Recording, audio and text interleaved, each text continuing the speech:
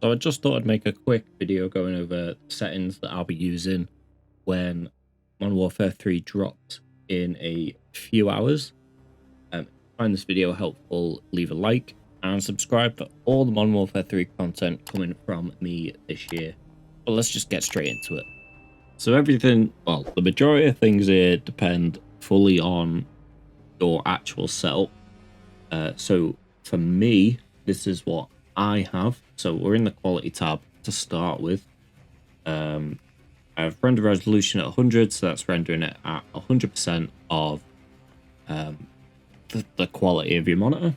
Dynamic resolution off. You have a lower end PC, you might want to turn this one on, but for me, I'm absolutely fine. Upscale and sharpening, I have this on fidelity CAS, purely because if I have it on the NVIDIA ones, I don't like the look of it.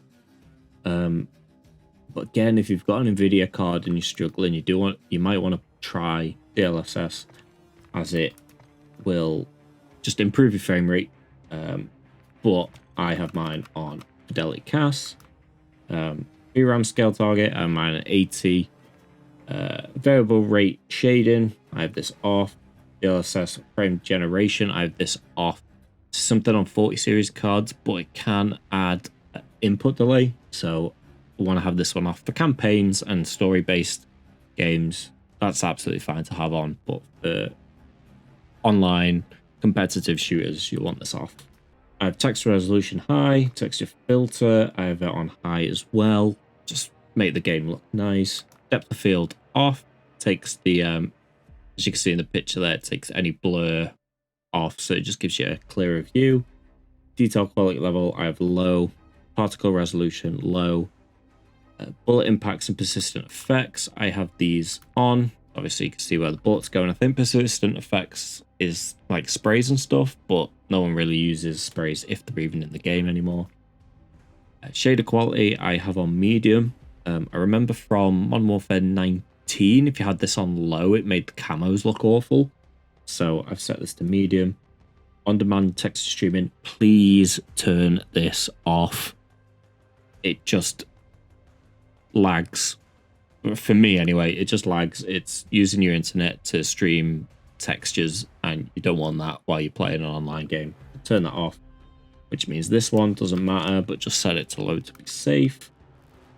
Shadow quality, I have on normal. Shadows is the one where if you are struggling, you'll want to turn down. Shadows tend to be like really taxing in a graphic card, so turn these down if you're struggling, but I've just mine on normal.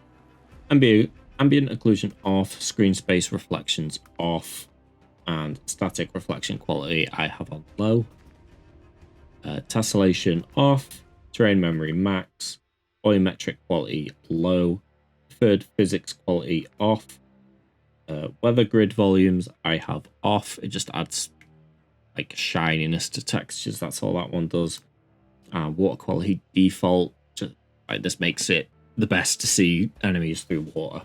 We'll go to display. I have mine on full screen borderless purely just so I can quickly tab out. People swear by sticking to full screen exclusive, but I see absolutely no difference. You want to make sure that your monitor and your graphics card appear here, and then your frame rate or screen refresh rate should appear here. And same with your display resolution. Aspect ratio, automatic, it'll just match your monitor. VSync, turn this off. This can also cause input delay, so just turn it off. Frame rate, I have set to custom. So obviously I probably sit around 144, which is what my monitor is, but I tend to just give it a bit of headroom, so I have it at 180. While I'm in the menus, I have it set to 60, just so the graphics card can calm down. It's not a full hit the entire time, and then when I'm like tabbed out, it just drops down to 30 as well. But these two don't really matter. This one, you want to make sure it's above what you can actually output. Shaders, that doesn't matter, that'll just do it. Display gamma, it should be that by default, but if you're on a TV or whatever, use 2.4. Brightness is just your own preference. So I have mine at 55. You could go higher to 60. You could go low if need be, but that's just preference. Constrain game mouse to window off. That helps so I can tab out. I've gone all the way back up the top. Focus mode, turn that off. Reflex low latency, I have it set to on. You can set it to on and boost, but I just have it to on. HDR, turn this off. It's unnecessary. You don't need it even if you've got a HDR monitor, just turn it off. That's display, so let's go to view. A lot of this, well, some of this is preference, some of this I can highly advise. So field of view, you want it well above the default of 80. I have mine at 115. I think 120 is a bit too much for me. 110 just isn't enough. So I like 115. ADS field of view, you want affected. Let's just change how you go into sight. It's independent. It like goes back to an 80 field of view. You can't see anything. So you want to go to affected. Weapon field of view, again, this is preference. I played a lot of Modern Warfare 2 on wide, but I've switched back to default. I just want to give it a go. Wide, it gives it'll make the gun small on the screen so you can see more, but I'm going to give default a go for a bit this year. Vehicle field of view, doesn't really matter, I have mine on default. Turn these two off. It looks horrendous with it on. Turn them off. Film grain, I turn on the way down. Again, it doesn't look great with it on, but I turn it off. And then camera movement, set it to least. So when you're moving around or you get shot or whatever, just how much the camera moves on the screen. So I've that set to least. And I actually prefer the inverted flashbang, just so I don't blind myself every time I get stunned or flashed. So I have that on. So instead of going white, my screen goes black.